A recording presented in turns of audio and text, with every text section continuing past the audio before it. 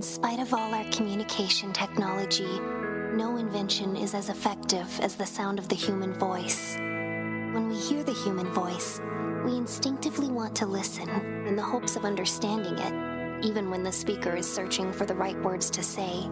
That's because the human voice resonates differently from everything else in the world.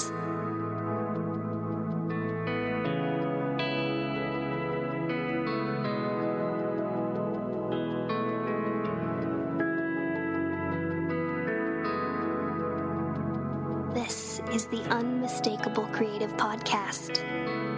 Listen in on candid conversations with creative entrepreneurs and insanely interesting people.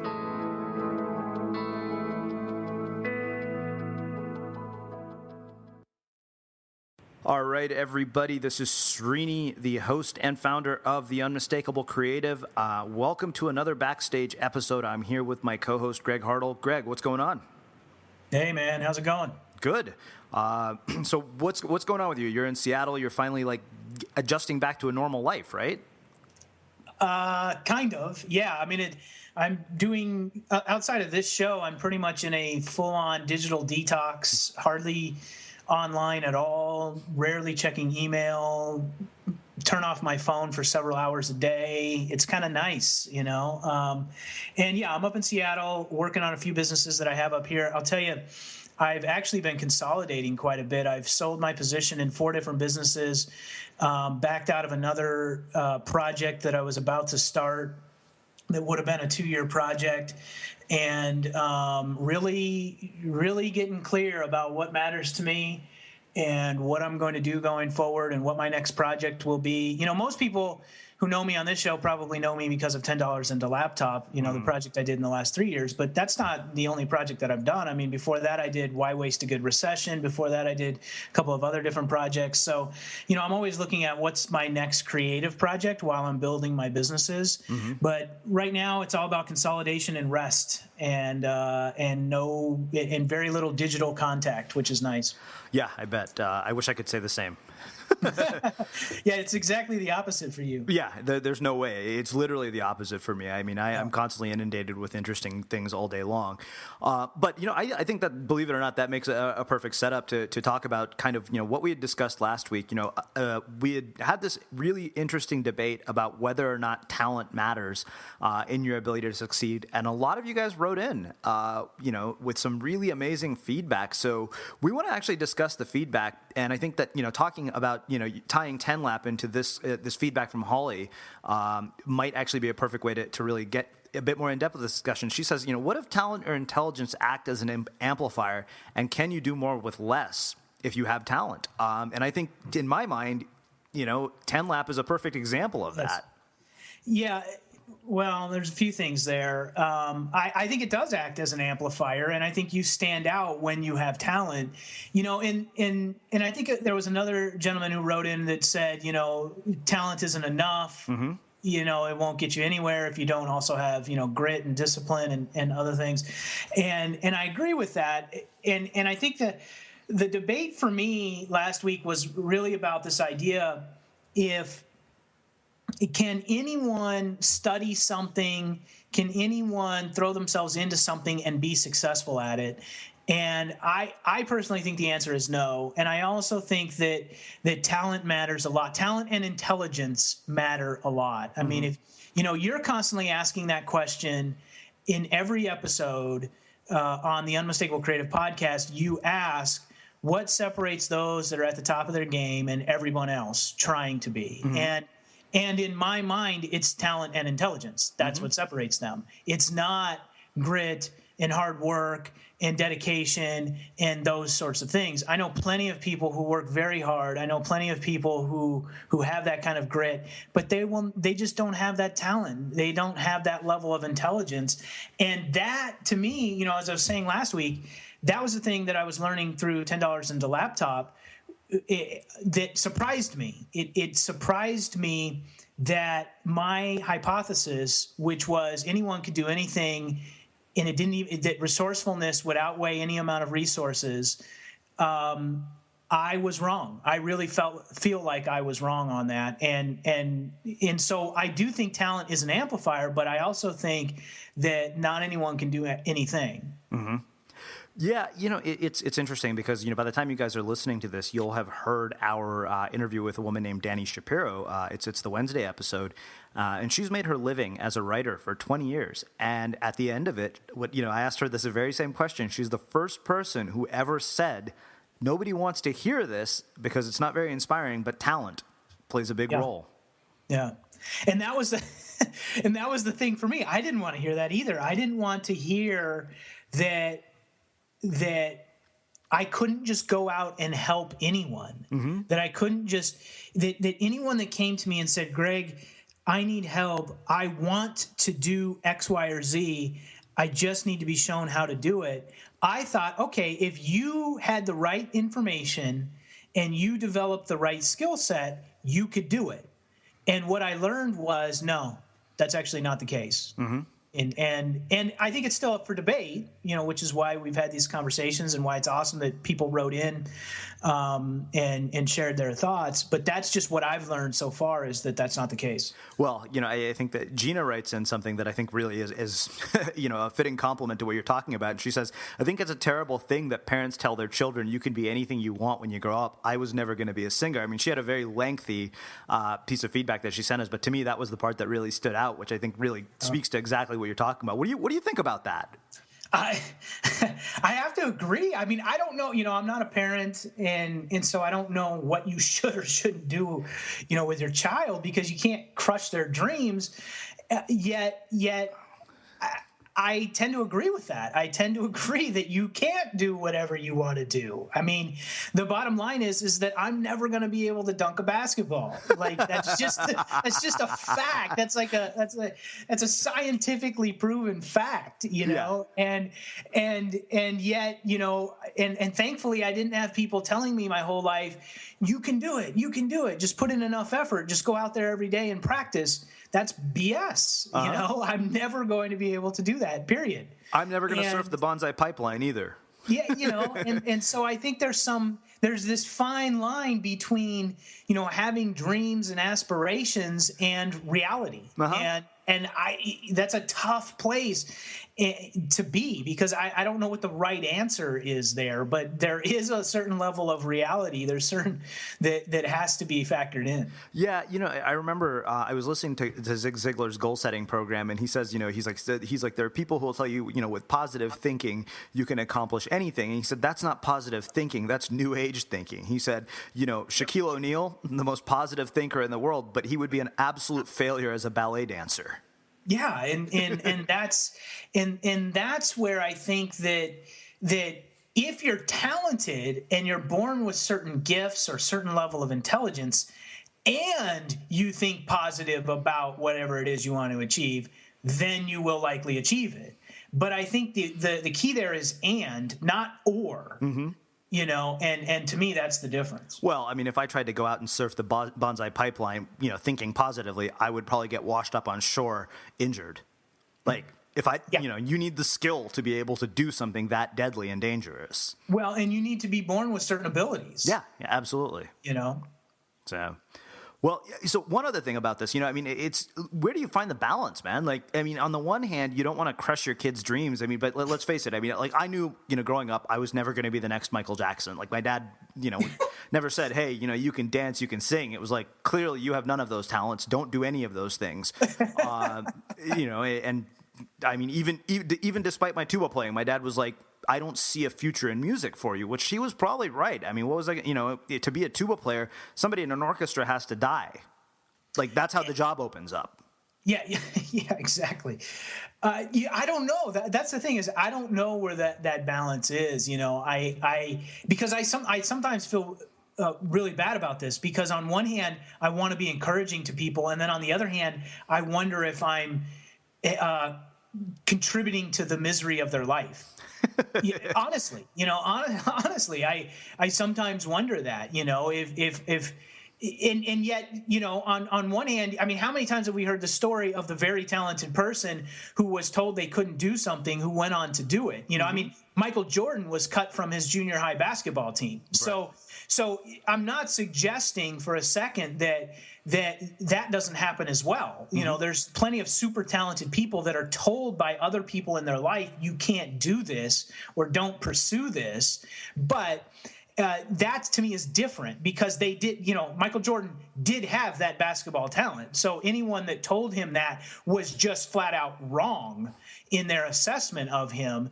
And that's different than somebody who truly doesn't have that basketball talent that you say, hey, might want to give up on that dream. So I don't know. I mean, that's the classic example of the starving actor and everyone else. I mean, I don't know what the balance is. I just don't know.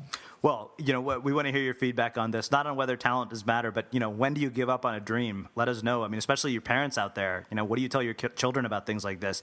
Unmistakablecreative.com/contact. We'd love to hear your feedback on this.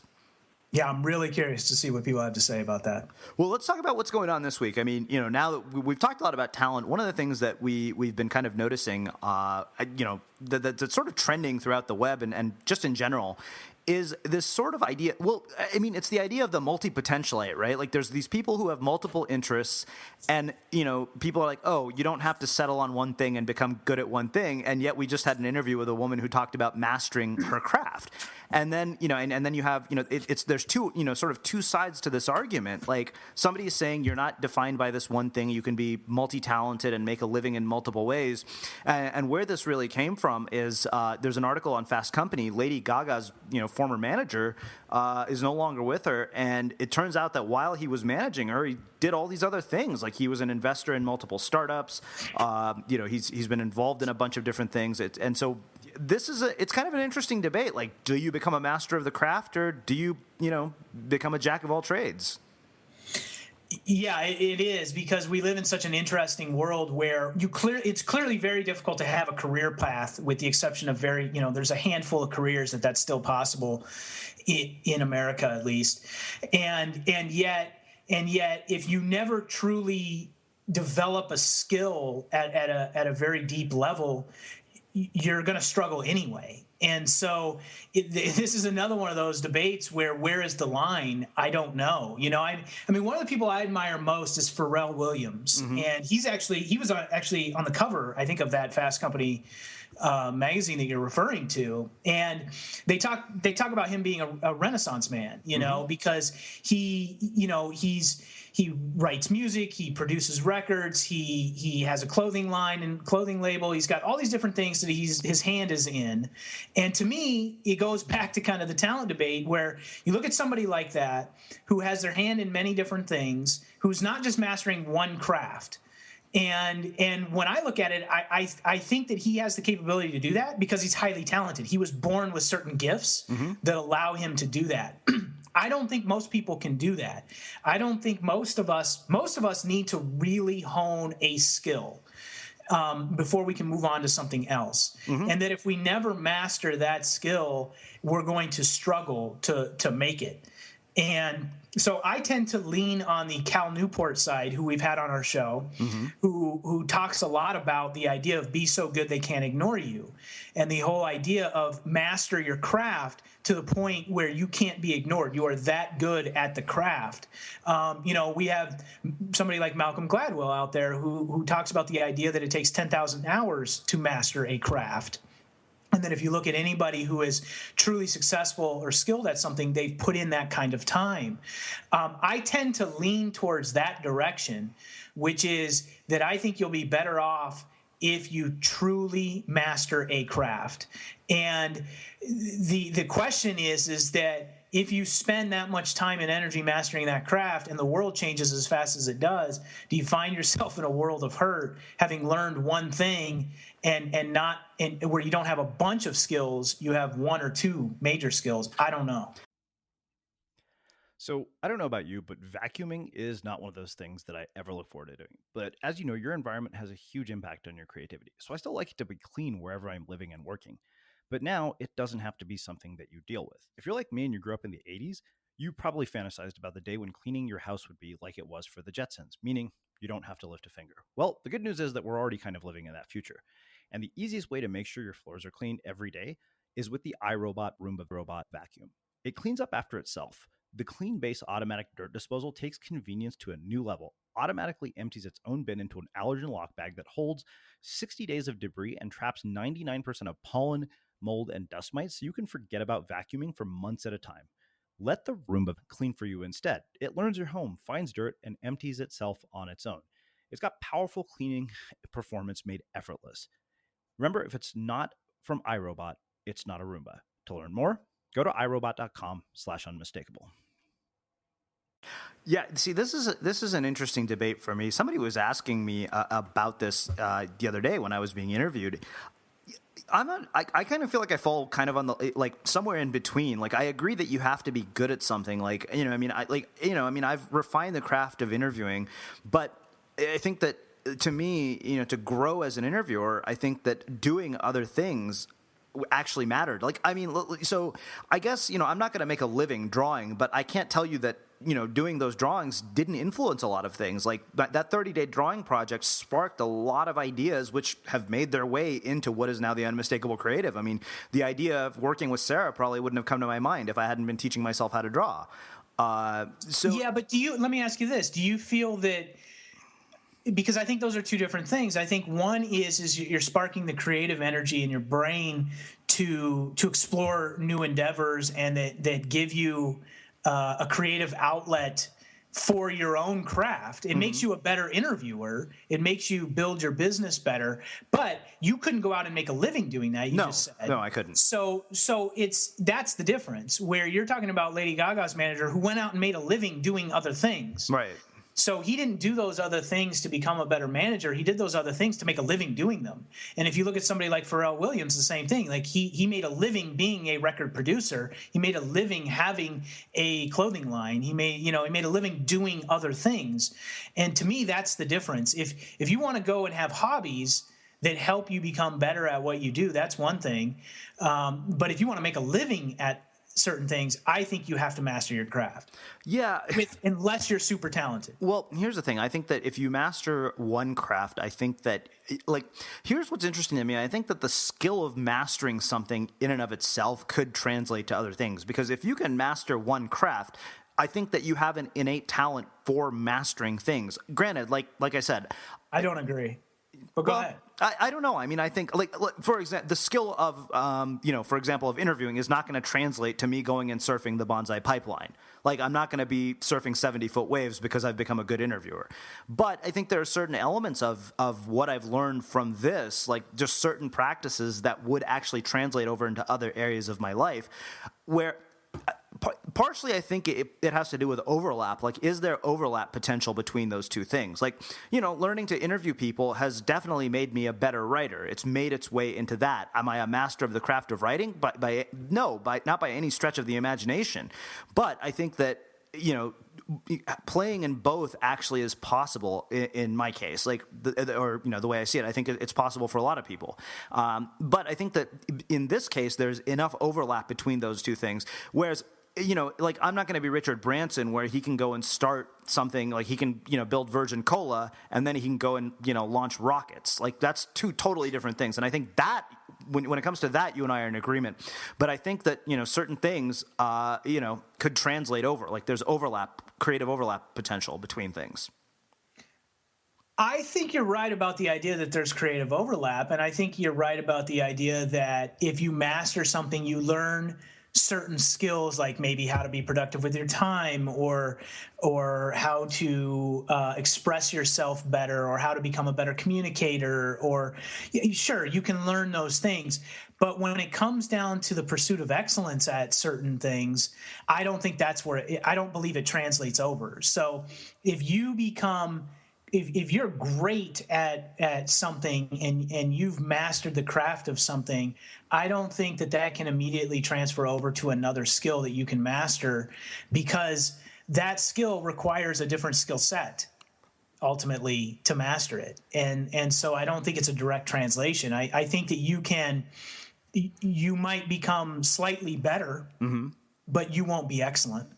Well, yeah, I mean, I don't know. I mean, I would say I'll probably never be as good a writer as I am an interviewer, but I think the skill, like, I think if I worked at it, I could definitely improve it significantly. Sure. Based on the things I've learned from, learning the craft of interviewing. Sure. But, I mean, I guess the question I would have is, so what? Yeah. So what? So what that you can improve it? What does that mean? Can I make a living doing it? How does that translate into the world of life and work? Right. And so, okay, so personally, that's great for you because you want to be a better writer, and personally, that's fantastic. Now, how does that translate into you selling more books? How does that translate into you being an author that people respect? How does that translate into you having a bestseller? How does that translate? And that's, I guess, where I go with it is in the pursuit of excellence. How does that translate over? Mm-hmm. And I don't believe that it does. Now, I believe that it makes you personally better. That's great. But I don't think professionally it translates over. Okay, so this is cool because now we're actually having a debate on the air for once, which is awesome. But let's look at the flip side of this. I mean, you just said what happens when you've got all your eggs in one basket. So let's look at the example of like the guy who has worked at, Lockheed Martin for 50 years and he gets out. I mean, and you've even met lots of people like this through your journey. And they have no skills that are translatable to something else. What do you do in that situation? Like, are you putting all your eggs in one basket when, I'm not sure where we go with this. Like, yeah, I think that the things that stand out in the world that we're in are people who are masters of their craft. Like that's what we look at and we say that is the standard of excellence. But on the flip side of that, like, what about these people who don't have a built-in talent? Do you think maybe their whole deal is becoming multipotentialites? Like, because they're not set good at any, like just superb at any one thing? I don't know. The honest answer is I don't know and that's like, I'm so torn after doing this 3-year project of traveling around the country. I could not be more confused about what people should or shouldn't do. And I actually think that's a good, healthy thing for once. Instead of feeling like I know the answer, I really just don't know. Because I mean, I had a coffee with a gentleman who's in his 50s just 2 days ago, I think it was, over the weekend. And he's been out of work for 18 months. He worked for the same company for 30 years, and he can't find work, and unemployment just ran out. Congress didn't renew it locally, and so he's not sure what to do. He's out of unemployment options, and he has one skill, and that skill is no longer needed. Mm-hmm. And so I don't know. I don't know. I don't know that he would have ever got to where he was had he not had that one skill, though. Right. Like if he would have been half-assed at that skill but had a few other skills, would he have ever had a 30-year career with that company? I don't know. I don't think so. The fact that he had a 30-year career was likely the result of the fact that he was that good at that one skill. It just so happens that skill disappeared. I think part of that has to do with risk literacy, understanding how risk really works and understanding your place in the world matters, where he should have seen the future a bit more and not become complacent so that he didn't find himself in that position. I don't think he should have become half as good at that skill and dabbled in a few others. Mm-hmm. I think he should have seen the writing on the wall in advance and started to develop a new skill. And maybe that's the option. I don't know. I'd love to hear from our listeners on this. What's the unmistakablecreative.com/contact? Yep. So the real question is Renaissance man or master of your craft? Yeah, I mean, what's the future? Where are we going in the future? Are we going to all required to be, Renaissance people, or are we going to be masters of our craft? Because I don't know that there's a set answer for this. Yeah, I don't know either. And the irony is I'm sitting here saying that I think the best answer, I think the best route is to master your craft. And the reality is I'm doing just the opposite. And but I feel like the reason I'm saying that is because I have certain talents that allow me to be just the opposite. And so that may sound very conceited, and I'll take the wrath of that if you guys want to write in and tell me so. But I really believe that. I believe that my mind works in an unusual way where I can actually be a part of many different things and run them very well and offer up a few different skills in each one and have them succeed at very high levels. But I don't know, in my experience, with the thousands of people that I've talked to and met with and worked with over the last several years, last probably 10 years, I don't necessarily believe that most people can do that. And I think they would be better off gaining a specific skill or a couple of very specific skills and mastering them. I think they would have a much better opportunity at being successful. Well, I mean, it's interesting because, I mean, you've kind of even guided me down that path a bit because the School of Life has kind of just died out a little bit, and I'm focusing entirely on the Unmistakable Creative. Like, I'm not spending time on the School of Life. Yeah, I'm writing, but when it comes to the business, it's like, this is it. This is the focus of it. Yeah, and you stopped marketing other people's books, and you cut out a lot of stuff, and that's because in my mind, when we first started working together, I saw somebody doing a lot of stuff very average, and that's what I saw in you, and yet I saw a specific talent and skill that you had that was underdeveloped because you were dabbling in a bunch of other things, being very average at them. Mm-hmm. And so my thought is why?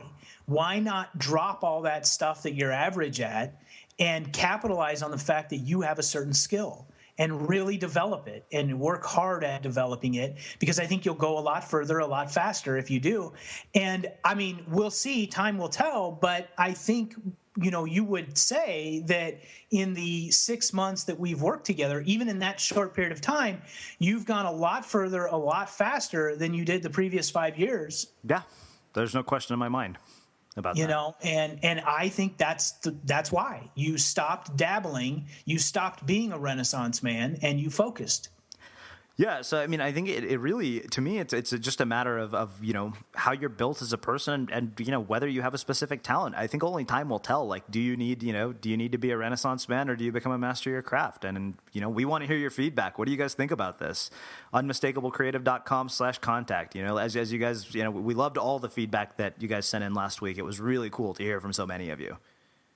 Yeah, absolutely. I'm digging this. This is fun because it's causing me to I'm reading all these responses from the listeners, and I'm like, yeah, that makes a lot of sense, and then I read another one that's completely the opposite. I'm like, yeah, that makes a lot of sense.